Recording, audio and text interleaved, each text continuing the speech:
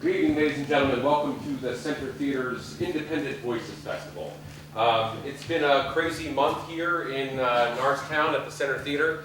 22 performances as of next weekend over 5 different weeks, 11 different companies performing. It's been an exciting sort of artistic experience for us downtown. And tonight we have 2 special things for you.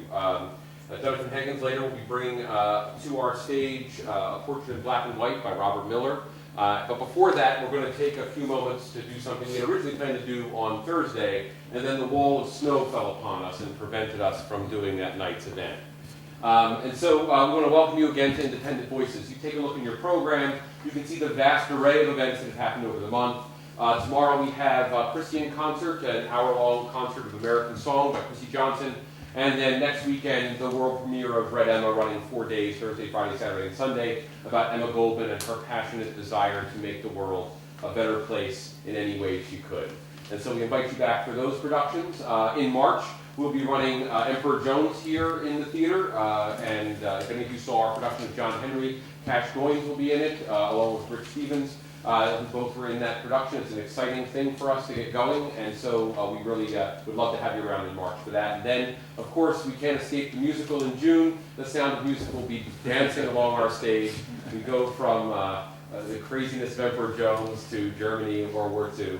Lots of excitement for the rest of the year. So we welcome you back for all of those wonderful events. Tonight, Iron Age Theater wants to take a few moments before we start the main event tonight to honor a friend of ours named Howard Zinn. Iron Age Theater had an encounter with Howard Zinn, a noted historian, advocate for social justice, anti-war advocate, an amazing man who also acted as our mentor and our friend. He was a writer, and who died as my phone smashes to the ground, and people all over the internet right now watch that happen.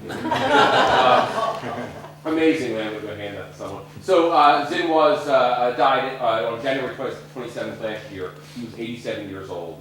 And we're going to talk a little bit about it. Right, yeah. And our friendship with Howard Zinn goes back to 2004 when Howard granted John and I and Iron Age Theater permission to produce his play called Marx in Soho.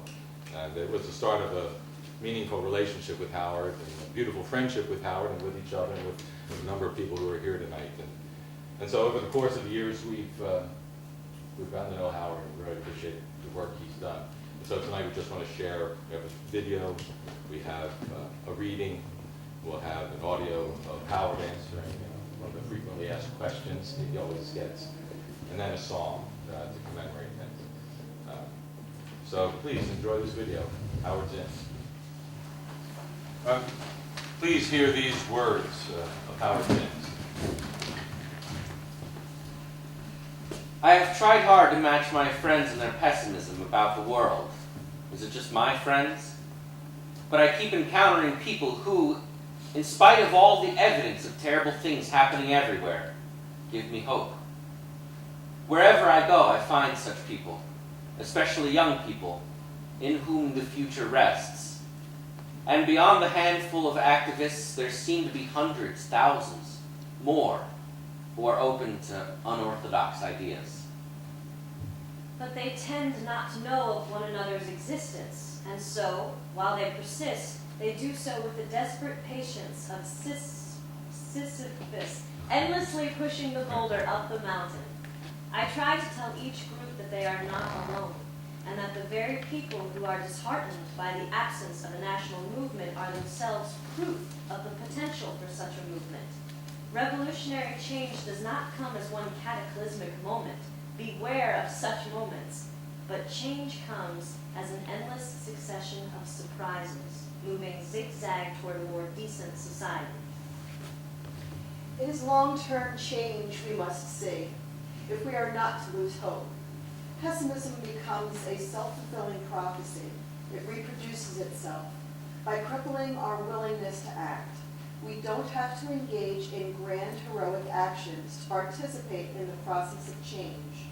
Small acts, when multiplied by millions of people, can quietly become a power no government can suppress, a power that can transform the world. Even when we don't win, There is meaning and fulfillment in the fact that we have been involved with other good people in something worthwhile. We need hope. To be hopeful in bad times is not being foolishly romantic. It is based on the fact that human history is a history not only of competition and cruelty, but also of compassion, sacrifice, courage, kindness. What we choose to emphasize in this complex history will determine our lives. If we see only the worst, it destroys our capacity to do something. But if we remember those times and places, and there are so many where people have behaved magnificently, it energizes us to act and raises at least the possibility of sending this spitting top of a world in a different direction.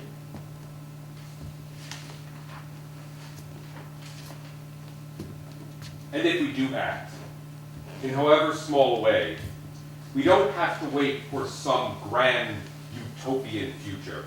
The future is an infinite succession of presents. And to live now, as we think human beings should live, in defiance of all that is bad around us, well, that in itself would be a marvelous victory. Thank you all. As I mentioned earlier, we've been touring for the past 6 years. We've done over 200 performances of Marx and Soho, Howard Zinn's one-man play around the country.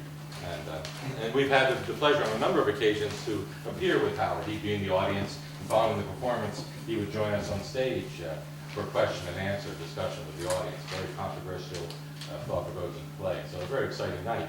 On one occasion, we were in Boston, and the play and the talkback had been recorded for radio broadcast. We're fortunate that we got a copy of that. And so what I want to share with you now is tonight, at this moment, is just a brief audio soundbite of Howard answering one of the most frequently asked questions following the play. And it's, people always say, well, what can I do to help change the world? Do what you can. Don't try to do heroic things. You can't. Very few people. Well, a few people can, but very few people can do heroic things. Most people, however, almost everybody can do little things. Little things means reaching out to other people in your community. Finding 3 people, 5 people, 8 people. Finding a little organization, or forming your own organization. Deciding what you're interested in, changing and doing something about that. I mean, there are people all over the country who are doing things like that. Not expecting enormous changes, but having the confidence that if enough people do enough little things, that at a certain point in history, a million little things will come together, and then you will have change. That's how change takes place. It takes place from the bottom up. The initiative will come from ordinary people. Just as in the civil rights movement in the South, the initiative for ending racial segregation did not come from Congress or the President or the Supreme Court. It came from what people did to create a commotion in the country loud enough to bring about change. So yeah, it's a matter of us doing little things. As Bob said, because I always think it's really Bob who said those things, we don't want socialism to reproduce. You can quote me.